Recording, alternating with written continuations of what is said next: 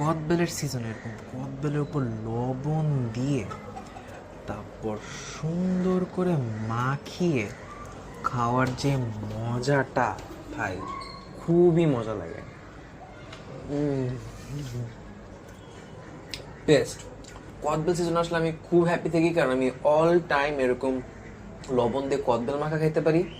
কিন্তু কদবেল সিজন চলে গেলেই আমার মনে খালি দুঃখ হচ্ছে, কবে কদবেল মাখা খাবো। আরে এই তো দেখি আচারওয়ালার কদবেলের আচার। ও, এটা খোলার সাথে সাথে এত অ্যাডিকটিভ একটা ঘ্রাণ আসে, খাইতে একদম কদবেল মাখার মতো। This is so good. এরকম সারা বছর কদবেল মাখা এনজয় করতে এখন অর্ডার করুন আচারওয়ালা থেকে। আচারওয়ালা ওয়েবসাইট থেকে 500 গ্রাম কদবেলের আচার কিনতে use my offer code Foodkhor to get 60 টাকা অফ।